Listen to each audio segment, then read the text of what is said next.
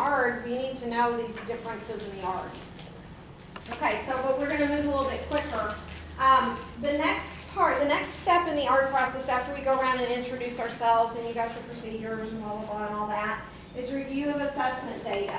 Remember I said before that everything revolves around assessment data, okay? It's not supposed to be, it's not everybody sitting around going, oh, did you start the recorder? Yes, I did. Okay. Yeah, I remembered this. I know. Me too. It's not supposed to be everybody sitting around going, oh, you know, I think he would do good with blah, blah, blah, or I think we should do this.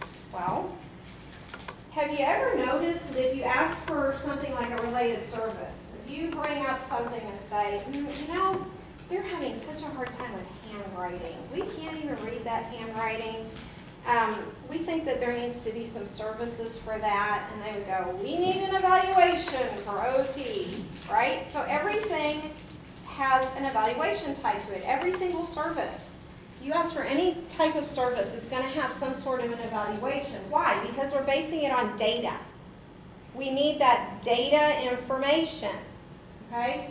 So in the review of the assessment data, this is really supposed to be a kind of a quick part of the ARD, unless you're reviewing a reevaluation, which, by the way, just as an aside, my number one tip, I will beat this drum until my foot is in the grave, I think, but my number one tip to parents is if you are getting an evaluation, reeval, initial, PT, OT, I don't care what it is, and there's an evaluation being done, you get that evaluation report before the ARD, not at the ARD. And I say that because when my son was 3 years old and we were transitioning from ECI into the public school system, and they did their full evaluation, and we went to the ARD, and of course I was new in this process, didn't know anything about anything. We were all there at one point, right?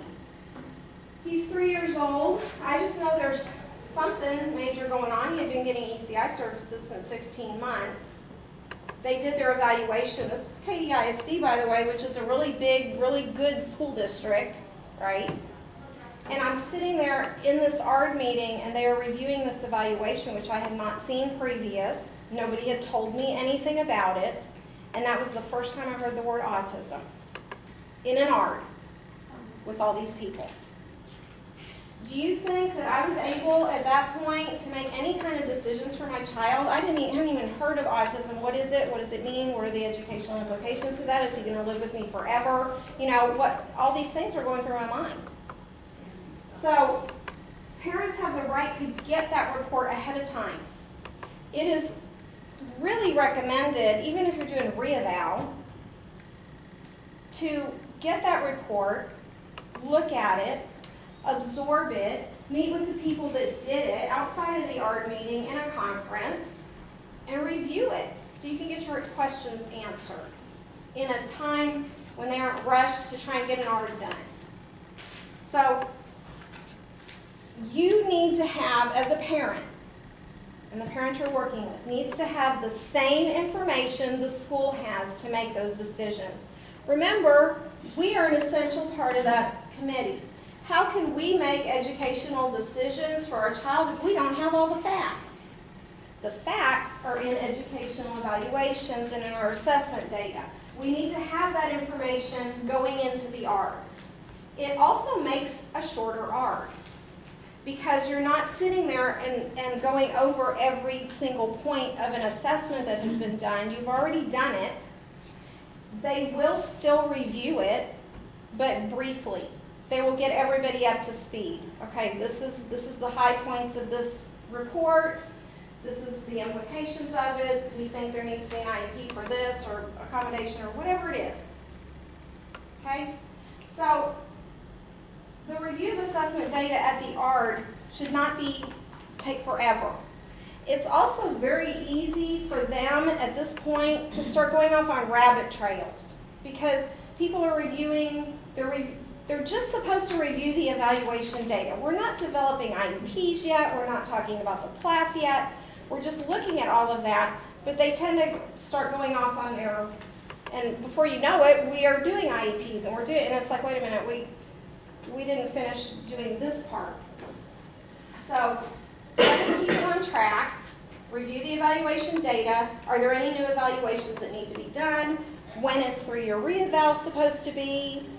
You can look at your child's report, see when it was, add 3 years, and know that there's supposed to be an update on all evaluations, speech, OT, any service that they have has to be updated within 3 years. When we do the day 2 and we look at the actual paperwork, we'll look at how to think about that. And in the example I'll show you, which is one of my son's ARDs, sometimes you get dates that are all different.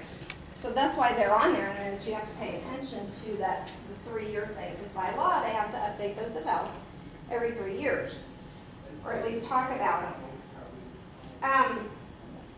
So are there any new evaluations needed? If you're requesting a service, like I said, there's going to be an evaluation tied to it, whatever it is. Now, let me say something about that, because sometimes you'll say, you know, we can't read their handwriting, we really would like to have an OT look at this. And they'll say, okay, well, we'll come in and do a screening.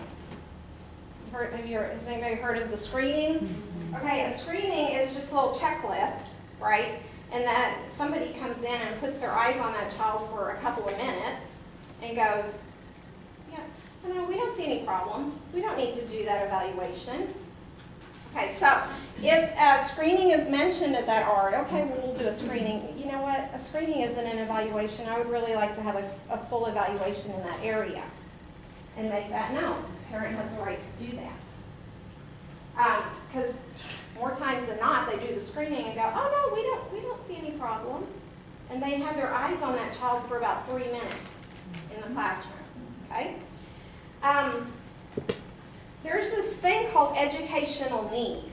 We're going to talk about that more in just a second on the next part in detail, but educational need is determined by our evaluation data, okay?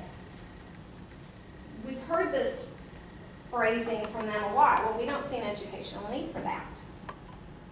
So the thing is that if I have a need that I know that my child needs, how do I use evaluation data to get that need met, to get that educational need met?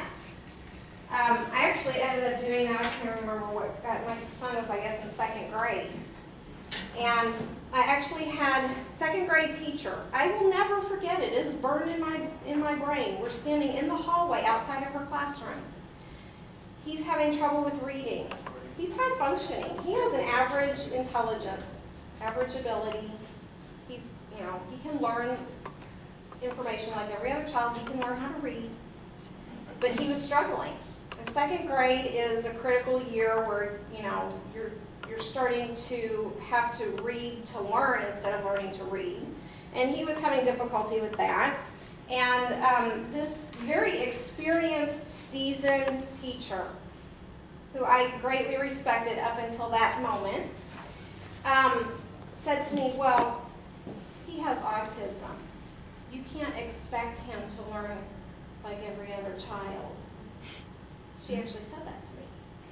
I was crying and I was, you know, it was very emotional. And I went away and I thought about what she said some more, and then I got really mad. And I went, you will not tell me that my child cannot learn how to read. Reading is critical, I'm sorry, but we have to know how to read in this life. If at all possible, if a person can learn how to read, then by golly, teach them to read. That was my whole thing. So, I went to my evaluation data, which shows that he has average intelligence and he does not have any kind of a learning difficulty with reading, because my educational evaluations show that. So I can go to the ARD committee and go, this data, your data, from your test, I didn't say it like this, but your data from your test shows that he is able to read, we need to put a program in place that will teach him to read. Not every student learns to read the same. And by golly, they used a computer, intervention program and got him on that and did a summer reading program that they were doing, and he came right up on grade level. But there was this preconceived idea, he's got autism, he's not going to be able to read, from the very seasoned teacher. I took that evaluation data and I said, nope, he can't. So let's figure out how to teach him. Okay, so we can use that to our advantage. So you see an educational need, what can you use as a parent to pull in and get that need met? It may be a different kind of an evaluation. It may be a different kind of service. So after we review assessment data, it's supposed to be short, it's supposed to be, okay, this is the assessments, we need re-eval, we need, whatever. New eval is going to be done, all that kind of stuff. Then we determine eligibility. Now, at an initial ARD, we have to answer these two questions. And at any re-eval, we have to answer these two questions. Does that child, based on this evaluation, meet the federal definition of a disability under IDEA, which it is defined? So each of our 13 eligibility categories are defined in IDEA. There's 13 of them. We'll go over those a little bit more in detail on day 2, but you're also if you do the IDEA 2004 online course, it's going to talk about the eligibilities. So an eligibility is like autism or other health impairment or vision impairment or speech impairment, right? There's 13 of them. So you have to fall into one of those definitions of the disability and have a need for special education and related services. So just because you have a disability, and you may have a physical disability or some other sort of a disability, but do you also need specially designed instruction, which is what special education is? And so, because of that disability, do you have a need for special education services or that special instruction? Special education is supposed to level the playing field, right? Because we're all responsible for that TEKS curriculum, even if we have a disability, but maybe we need some accommodations to be able to learn that curriculum next to our peer, okay? So we have to meet that definition. At the very initial ARD, when all of our kids were first initially being tested, that's the question that was answered. Do they have a disability and do they have an educational need? If the answer to both of those is yes, then they get special education services. If the answer to one or the other of that is no, then they don't. It's pretty much as simple as that. So that educational need is the turning point usually. And it's interesting because you talk to parents sometimes. I was talking to a parent, she's done the parent leadership and she's been emailing me, and her child is on 504, but he was tested initially and found not eligible for special education. So they're like, well, we can do 504 accommodations. Well, guess what? He's still failing.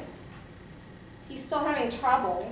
And she's like, I don't know what to do. I said, you need to go back to the school and say we need to reconsider special education, and he has ADHD. He can get in under other health impairment, OHI, if the doctor's willing to sign the form. So he does have that educational need because he's not passing. He's not being successful. He's not being successful with just 504 accommodations. He needs more, especially designed instruction. The average age for admission into special education services, especially with learning disabilities, is 3rd grade. Why 3rd grade? What's important about 3rd grade? Reading and writing together. What else happens in our school system in 3rd grade? The STAR test. The STAR test. our high stakes accountability testing called the STAR test, and used to be the tax test, used to be the TOS test, used to be, if you've been in education very long, it's been a lot of things. That's when they start having to take it. That's when the school starts noticing, no, there's some problem with the learning. They're not going to pass that test. It shouldn't have to be that way. Just saying that's what happens, right? Also, learning disabilities, a lot of those disabilities don't start manifesting themselves until they are having to learn curriculum, right, with reading and math and writing. You don't know when they're 3 and 4. There may be a suspicion because there could be a developmental delay going on, but until they are actually being presented and taught curriculum, that may not manifest itself until that point. So learning disabilities typically will come along later. But things like Down syndrome and autism and things, those start manifesting earlier. So those services start earlier. Earlier Carry a notebook or something. Special education, I already mentioned, is a service, is specially designed instruction, and it is a service, not a place. And it says that in IDEA. Special education is a service. You are not in special education. You are receiving special education services. Now, when back in the day, even before IDEA, with the very first Public Law 92-142, I think it is, or 147, whatever it is. Special education was a place. It was that class down the hall where all the kids went, right? I remember that from my elementary school days, that we're going to date ourselves here, but special education was that place down the hall. But really, the law says, and if we think about it in that way, that special education is a service, not a place, and we don't say my kid's in special education, but they receive special education services in the general ed classroom or in the life skills classroom or whatever. But that it's just a change of thinking. And if we say it that way, we can maybe change that thinking of what goes on inside the school to think that. I already mentioned there's 13 eligibility categories. Dyslexia is actually listed in those definitions as a specific learning disability, but a lot of school districts service it differently than outside of special education, or they service it outside of special education. Some of that is changing. I don't have a child with dyslexia, so I'm not an expert on it. You're an expert on the things that you encounter and that you know about. But dyslexia has always been, and you have the battle with the dysgraphia. It's kind of that same, it's the same. It's like dyslexia. Right. Except for rewriting. Yes. Basically, that's how you use it. And there's dyscalculia, which is with math, right? So just know that it is defined under a specific learning disability. It even says dyslexia in the definition, and yet school districts have not serviced it under special education. They service it in a different way. It could be under 504, it could be under a completely different program. But just know that that's, but you can have dyslexia and also have other disabilities concurrently with it. So sometimes those children need to be serviced under special education so they can get those additional services. If dismissal from special education is being discussed, I had an interesting call when I was still regional coordinator from a parent who was in a nearby school district to where I live, and her son was a senior in high school. I think he was a senior. Yeah, he was a senior, and he was receiving special ed services for a specific learning disability for, I believe it was written expression. And he was having trouble passing the end of course exam in English because there's a written component. It was time for his 3-year reevaluation, and the school district did their evaluation. Now, when you get to 3-year reeval, the art committee sits there and decides if updated testing needs to happen. I usually personally want to get updated achievement, that kind of thing. It's not going to be a question of eligibility because the last time I checked, there's no cure for autism. So that's not going to disappear. But to get updated, you know, achievement, academics and achievement, and that kind of thing. Well, the school district did the reeval and he didn't qualify anymore based on their reevaluation. And this parent calls me because she's freaking out because she's like, how is he's not going to pass this test? He's not going to be able to graduate. Because the art committee has the power to say that student's taken that test X number of times, they don't have to take it, they can still graduate. Art committees can decide that. She wasn't going to have that protection anymore and she was freaking out. And so we had to work through that with the district. And even calling TEA and figuring out how to work around that, and they could actually go back and amend a previous ARD to say that he wouldn't have to pass it to still graduate. And then they did dismiss him. So you have to think about when dismissal is coming in. We hear about this a lot with kids that have Asperger's, high functioning autism, being dismissed from special education because they do really well academically. But there's a functional component where they cannot function within the classroom setting without support. And so, yeah, they may be doing well academically and not necessarily need that specially designed instruction academically, but they need that support. My son is like that. He gets A's and B's. Your son, gets, but they still need that support. He is dismissed, mine is. But all the inclusion teachers still check in with him. So they go, how's it going? Well, that's good. And if he's got an issue, he can still go to them. Yeah. So, I mean, if he, because when we got dismissed in his sophomore year, when they said he could go back, I said, you remember that, Mitchell. We will be back to see you if there's issues. Right. And they emailed him. Can I have that in writing? They can go back. Good, So they have sat down with him Yeah, and said, that's hey, good. did you work your plan? Yeah. Just sometimes that's all they need is their mind. Some schools won't do that though. They'll go, they're dismissed, we're not talking to you. Oh, no, we Yeah. have excellent. That's They're good. excellent. I'm hoping that it'll go the same way with my other one. So dismissal though is based on what? Assessment data, right? You have to have an assessment that shows that they are no longer eligible. It's not just this feeling, oh, they're doing so well, we're going to dismiss them. They have to back it up with an assessment that says they no longer qualify. What options does a student have if they don't qualify at that initial? What other options are there? 504, right? There's lots of, which 504 is a civil rights law, actually. 504 is managed under the Office of Civil Rights, the Department of Civil Rights in the federal level. It's not TEA.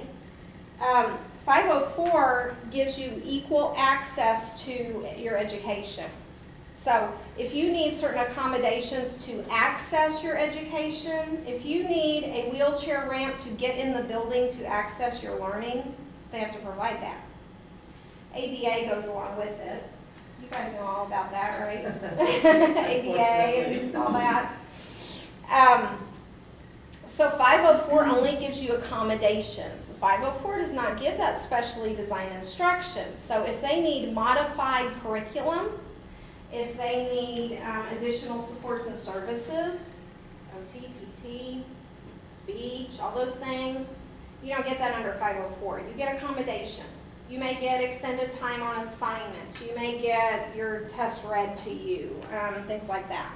504 applies in the post-secondary college setting. You can get 504 accommodations. You know about that? I recently found out about that. She would not let her mother advocate for her like her mother called to ask. Let me talk to the University of Texas is telling me they cannot give you these services. Let me speak with no mother. I just opened the can of worms, didn't I? I'm sorry. For the first 2 years, I didn't get accommodations, but the last 3 years, I have been getting So accommodations. you've gotten them, and that's helped, right? Yes. Yeah. So, yeah, every college campus has, if they are getting any federal funds at all, which all the public universities do, they have to have an Office of Disability, and they can provide those accommodations, and it's 504 that they're providing. So they're not gonna modify curriculum, you're still gonna have to meet your degree requirements, right? But, so it's not like special education where they're gonna modify things for you, but if you need accommodations to meet those degree requirements, you can get that, and it's 504. And so it's the same way when they're in school. So if they don't qualify for special education, 504. Some schools go, you know, a parent says, oh, my child's really having trouble and they're struggling and all this, and we need to explore all of the options before we, you know, make a referral for special education, of course. But some schools will go, well, let's do 504 first, and if that doesn't work, well, if that doesn't work, they're failing, right? So you do not have to wait to fail to start getting services to help, really. I mean, that's the mentality and that's how things are set up, but this wait to fail mentality and then we'll do something. No, if we know that something's going on, response intervention, all of that. RTI, behavioral intervention. Yeah. Let's not You're go an the ex- R right. Right. So, and what I've discovered, if you even hint that we may need to do an R, they will make accommodations under 504 as you would not believe. I mean, my 504 meetings are more like ours. And accommodations, and someone will say, well, we normally only do this or that. I said, oh, that's great for other students. Now for my child, this is what I need. Yep. So if I even say, okay, he could qualify for special education, they made unbelievable accommodations in 504, so we never had to go the R route. We just did all the accommodations in the 504, which they were more than happy to meet because they didn't want to deal with ours. Yeah, and even with Mitchell, now that they've dismissed him, they still provide the computer for him to take the written test because he has to take it on his. So do all of that. Yeah, and it's not, it's typed, not written, because he cannot write enough to get the quality that they need. And why is that? Because there's 700 and whatever regulations that they have to follow. Yeah, but they don't, I mean, he's dismissed, they don't really have to do anything. Yeah, right? well, that's And yet right. they just do because Because they they know know, he well, needs it. well, they know. And they You know know the what? mom's crazy. Yeah. so they know. They know that if they don't, that I would just be in the back going, hello, you're. You know, in my fantasy world, you know, if the world was perfect, we would not need special education because every student would be taught the way they learn and would have the things that they need to learn the way they learn and all of that, right? But it's not a perfect world, and we don't live under rainbows and stuff. So, you know, it's like, so we have the law that we have to know. My big problem with this when we're gonna deal with like other parents, it seems like all of you ladies are very invested and you know what's going on with your children.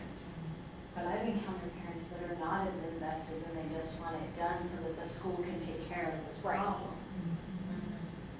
I'm gonna have a hard time dealing with those parents. Is there extra support for that? Yes, and Kim can help with that, and I get, you are gonna run across parents that just, you know, literally just go, just do your job, just teach my kid, But you know? my kids didn't get to where they were just with the school. I Right. had to work at home. I had to figure out the accommodations for my kid before they even started addressing them. Because it took almost a year before they would even address Mitchell's dysgraphia and he was failing.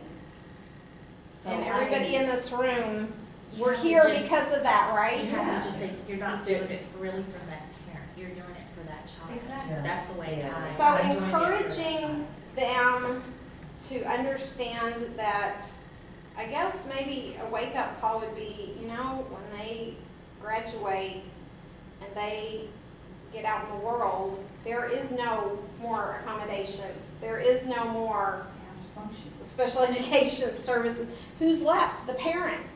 And so many parents get to the end and go, now what? They ask the school, now what? And the school's like, now nothing. Now adult services that you have to be eligible for, and waiting lists that are 10 years long in this state, and things like that. So, No, they have to- you know, yeah, I mean, but you are gonna run across great parents like everybody that's sitting here that we're invested in our kids, you're right. So we make it clear when parents do call and say, you know, just go to the ARD with me, just do it, okay? But here, and we'll talk about that in the day 2 webinar. Here's the process. We're going to go through this checklist. Here's what you need to think about as a parent. I'm not going to talk for you, but I'm going to help you prepare and know what to say and guide them into that process. And it's really amazing when I went to an ARD with, she did the parent leadership training, and her son was in 7th grade. And she was like, I'm just now awakening to that I need to get on board and learn about this. It's like, well, better late than never, come on. And so she wanted me to go to the ARD with her. It was very interesting because of the work I was doing as a regional coordinator. And I really stirred things up in Region 3 because they just do their own thing. It's all rural school districts, and except for Victoria, and even Victoria is kind of rural. And, again, they didn't know what hit them when nobody was in my position for a couple of years, and they were perfectly fine with that. All of a sudden, parents started getting informed and educated and learning about their rights and standing up for their rights at the ARD meetings. And I was a topic of discussion at that director's meeting at Region 3. Frequently. She is da-da-da-da-da. And that director would call my boss and complain about me, saying, well, she is telling parents blah, blah, blah, and since when does she go to ARD meetings and blah, blah, blah, and all this stuff? And my boss was like, you just don't like it because parents are getting informed and knowing about their educational rights for their child. And stood up for me, of course. So I was going to go to this ARD anyhow with this parent that's this awakening, and special ed director called and said, if you come to the ARD, we're bringing attorneys. KISD does that. Okay, well, thank you very much for the compliment. I'm glad you think that I know as much as, that we need an attorney and all this, but we don't even know why she's upset. I said, she's upset because you're telling her that she can't bring me to her ARD without attorneys being there. I would be upset too. I said, and I explained to her, I said, she is just now learning her rights and how to advocate for her child, and I'm just going there to support her. That is all I am doing. I'm not an advocate. I'm not getting paid to be an advocate. I will not speak for her. She will speak for herself. Does the school district ever said you can't construe that as a threat? Yeah, it was a threat. Yeah, they had everyone there. It was a Yeah, neighboring. they got everybody, they got 50 people in the thing. They said, they said, well, you can come, but we're bringing attorneys. And I was like, okay, well, They can't really say you can't come. no. They will cancel the meeting if their attorney is not there. I've gone to a meeting before, But and they it was can't really say you going, can't help them. well, I went as an advocate, and they canceled the meeting because the parents showed up. And their lawyer wasn't present, they canceled it. Yeah, And they were very rude. yeah. They did We that. had to wait, and we had to wait, I already was at 9, it was at 9, and we had to wait for that turn to show up. So we worked it out, and I went to the ARD, and the attorneys didn't come, the special ed director came instead. And but the night before, I was on the phone with her for about an hour, and I said, what are your concerns? Let's write them all down. She wrote them all down, we talked about each concern, we talked about where you present that in the ARD process. We'll talk about all this in day 2 webinar. And she did great. I hardly said a word, but I helped her prepare for that, to know the process, to know how to ask for those things, to know what the school should be doing. It was an interesting ARD too, because she would say something, she'd go, okay, she had her little tablet. She was like, okay, this is going to take a while, because they said, why, what are your concerns? You know that part in the ARD where they say, what are your concerns? She's like, okay, we're going to be here a while. And an hour later, we were through with her list of concerns, but boy, they were up jumping. Oh, we need an eval for that. Oh, we need da-da-da-da-da. She was like, oh my gosh, that was amazing. She ended up running the meeting. She ran the meeting. She did great. It was not a big deal. She learned a lot. She doesn't need my help now. She can do it. She knows what to do. So she was very empowered. Okay, we digress. Step 4, present level. Kim is going to get lunch, and we're doing good if we can get through this part. The last 6 steps are pretty short actually. Well, let's spend a little bit of time on the PLAF. That is not a sneeze, by the way. And I want to park on the PLAF for a little bit because the PLAF is a really important part of the art that kind of gets skimmed over sometimes, but it stands for the present level of academic achievement and functional performance. Wow, that's a big, long something. It used to be, when my son first started getting special education services, a plot, which was the present level of performance.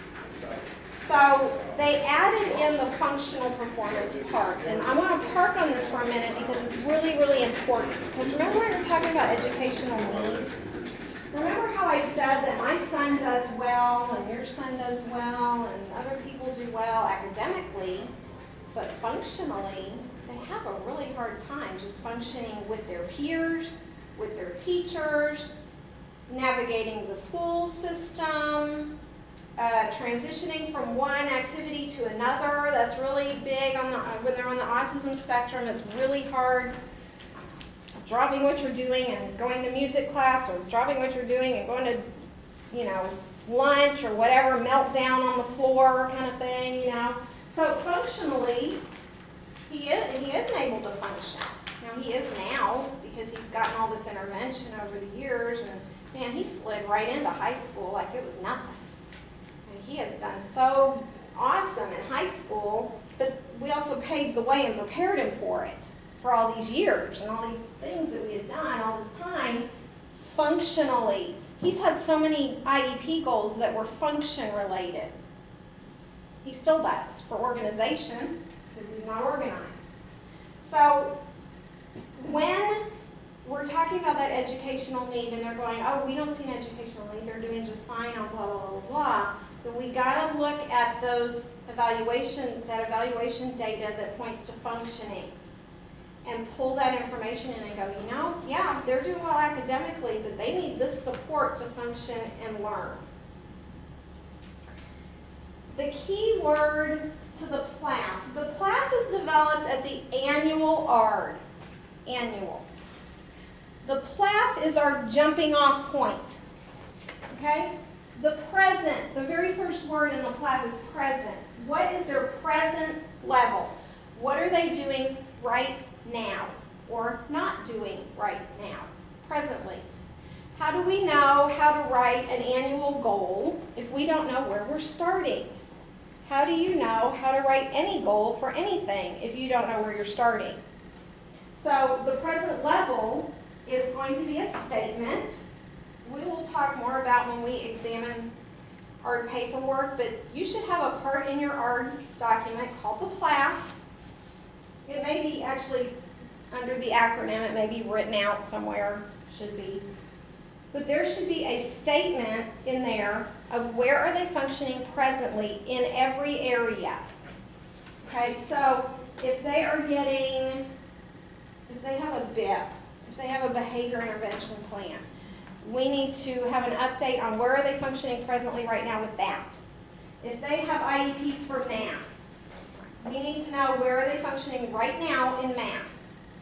If they have a need in physical education, we need to have that updated. What is the need, right? What is the present level? Where are they right now?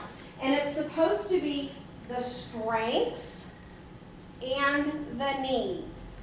Both are supposed to be written there. Now some districts have checklists, which I don't really like the checklist because then they're just going through and going, oh yeah, that sounds good, that sounds good. In our school district, they would give teachers, I know in the middle school, I'm not quite sure yet, I'm still learning about how the high school does stuff, but at the middle school, my son's case manager had a form. She would give them to all of his teachers, all of them. He's in general ed. So every teacher, math, science, social studies, language arts, they all got a form to fill out. And the form says, what are John's needs, what are John's strengths in your classroom, and what do you see as his needs? And it's very interesting when I show it to you in the Day 2 webinar, because I'll use his example. You can see a theme that goes from one class to the next. which defines that there's a need in that area.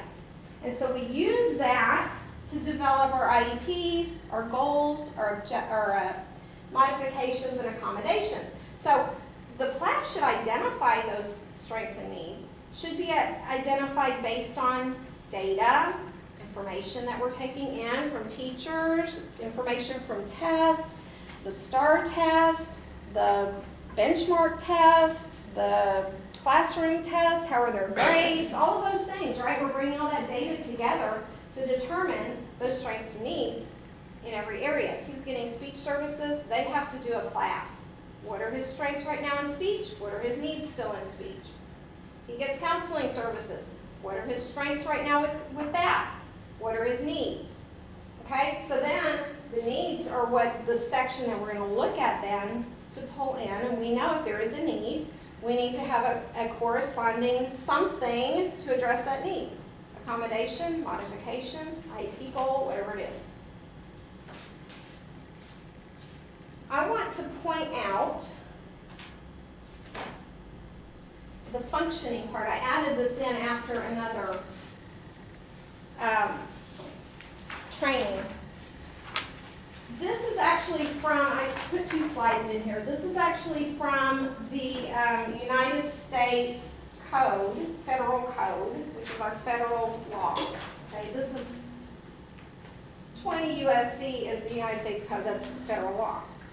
And the 1400 applies to special education and education in general.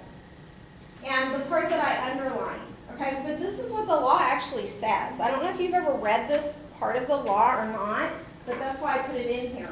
Disability is a natural part of the human experience and in no way diminishes the right of individuals to participate or contribute to society. Improving educational results for children with disabilities is an essential element of our national policy of ensuring equality of opportunity, full participation, independent living, and economic self-sufficiency for individuals with disabilities. Does that say anything about academics? Nope. As I read it, oh, that's functional. Functioning in society, right? The next one, whoops, I pushed the wrong button. Sorry. This is from IDEA, our Individuals with Disabilities Education Act, which is our federal education law for special education, the 300 section of the law. Ensure that all children with disabilities have available to them free, appropriate public education, FAPE. You heard that acronym?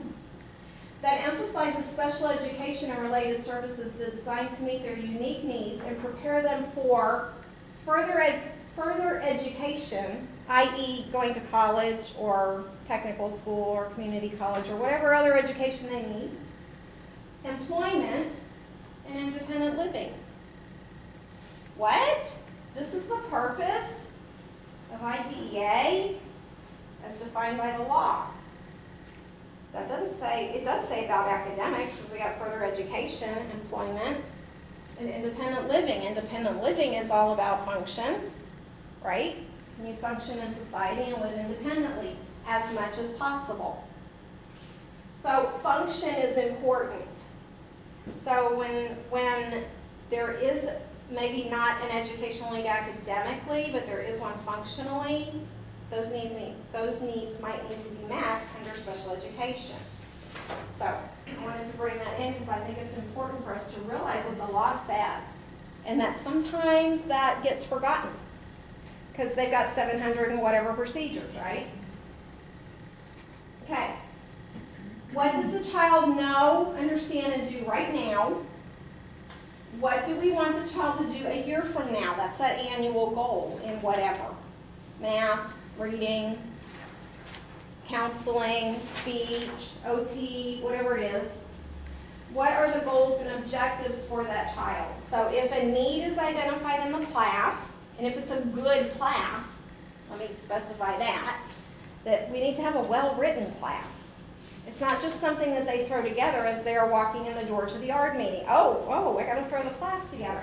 In fact, if you ask for, before the annual ARD, the draft of the IEP goals, has anybody ever done that? Ask for their drafts ahead of time? I had a parent that, I told her, I said, you need to get those IEP drafts ahead of time. What? We need to get them ahead of time? Yes. We're not all sitting in the ARD meeting trying to come up with those goals, right? Those are thought about ahead of time. Now, sometimes they're thought about 5 minutes before the ARD. And so when we ask for them 3 days before the ARD, a week before the ARD, whatever you think you need, 10 business days. 10 days before the ARD, I need the IP drafts. That makes them maybe sit down and think about them and not be writing them 5 minutes before the ARD, right? Same thing with the PLAF, because really they're supposed to develop the PLAF and then develop the goals based on those needs. I think you need the drafts after the art intent. When you say you don't agree with this draft, say it's already in the. When you say you don't agree with the draft, it's not a draft, I mean, it's not, It says draft on it.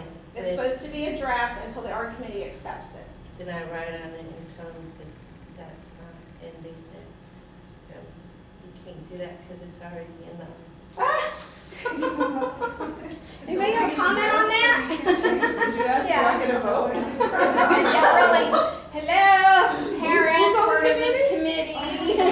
Calvin told me to go in there, because I had a problem with that. They would go in there with this predetermined list of services and wouldn't let me contribute, wouldn't make any changes, wouldn't add anything, or take into consideration any of my concerns.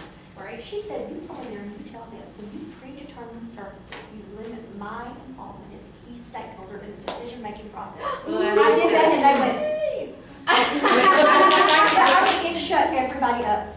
I mean, they all just went, oh, oh. Yeah. And you push this back. When you. I'm not signing. She needs you to write that She said, Memorize that. you don't have to tell them I said it. She said, but go in there and you tell them that when they start that with you. You tell them that this is supposed to be a decision-making process between us. Thank You know, I understand they have a proposal, somebody Right, wants to. yes, a proposal. But that, you know, you should be able to make adjustments or talk to them. Well, and not only that, but you know, they have their draft, you can have your draft too. Right. Yeah, Let's see I what their always- intention is. I always send mine, I send mine Yeah. to Danielle, I say, this is what I have in mind, this is my goal, this is what I have. Right. And I send it to her when I request hers, So does she go over with you? always. Yeah. I like that part with our school. Yeah. They come to us and they say, hey, this is what we think we want to do. We want to see what you think. Do you want to add anything? I Yeah. think that's. That's how it's supposed to work. Good job. They Yeah. don't say you want anything different. That's That's- how it's That supposed doesn't to happen work. everywhere. Absolutely. No. That No. hardly happens Yeah. anywhere. That I happens don't know why. only because Patty Monroe Mm. started Yeah. that. You know Patty too? Yes. Yeah, awesome. Yes. Well- Christopher was a 3-year-old. Oh, collaborating with the parents and stuff? Yeah. I went into 3-year-old pre-K and they said that Christopher did not, he did, 3-year-old pre-K wasn't mandatory. And I said, excuse me, he is, meets the criteria and you owe him a free and appropriate education.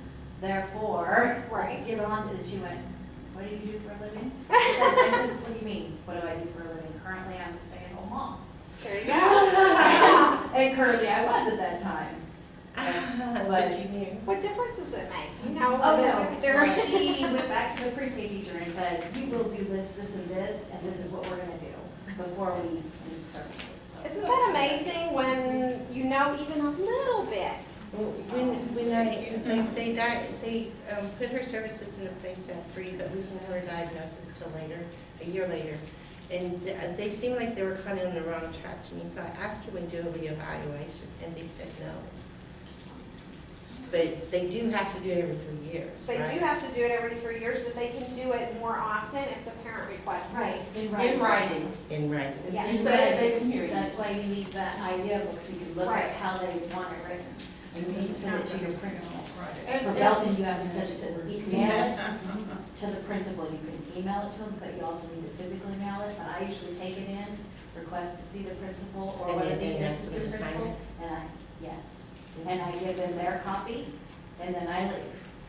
And they'll discourage you from, I mean, Yeah. I've requested requesting testing. additional testing, you just put it in writing and say, You know what? no, we need, He's good too. But they'll want the child to fail in order to test. And I said, we're not doing that. I have recognized the following things. Yeah. I don't care what his report card shows. He made all A's and B's, the child couldn't read. He couldn't do math. yeah, explain He could that, write, right? he could blend letters together. And so I said, these are my concerns, blah, blah, blah, blah, blah, blah, blah. This is what you've already done. You sent home a workbook over the summer. You've done intervention on a daily basis. I see no results from this. Therefore, I'm requesting testing to be completed within this time frame and respond that you've got this for me. And when I did testing last year and this year, I requested dyslexia and dysgraphia after I did a description of what I was seeing. And so they said, okay, we're going to do dyslexia testing. Oh, I'm sorry, you must have misunderstood my email. I said to include but not limited to dyslexia and dysgraphia. When would this dysgraphia testing take place? And they're like, oops. Yeah. They don't like describing it, it's very hard to, it's so individualized that, Figure it out. it's so individualized that you have to do multiple things that will work. Because what works for my oldest one doesn't work for my youngest one, and they both are dysgraphic. And I'm dysgraphic, if you see my handwriting, you just can tell you I probably am. You had a comment at the end? Right, and, but I mean, But it is hard, yeah, I get what you're saying. and, you know, so when they said they don't want to test, I said, okay, well, I've done these interventions already, so I'm telling you he has it, I know he does, his brother has it, I had to pull in all kinds of stuff to get all of it. And save papers because they don't. Yes. I mean, keep a stack of They do papers. work, yeah. You Well- want evidence of this? Well, my book is, Christopher's book's little. Mitchell's book was a 5-inch binder, and it's all filed. I sat down to, have everything tabbed out, and I take everything with me, I take all of it. Yeah. Yep. And when they say Okay. he's making A's, he's getting Just 90 make it to 90s and 80s and Right, everything. but are those real And- grades? Exactly, so he's getting A and Bs, but then comes home and he can't read or he can't do whatever. And you take that to the school, they say, but at school he doesn't. Uh-huh. So I how just have a How special do you- question how asked do me, you- is he yeah. playing you? What do Oh, you yeah. think though?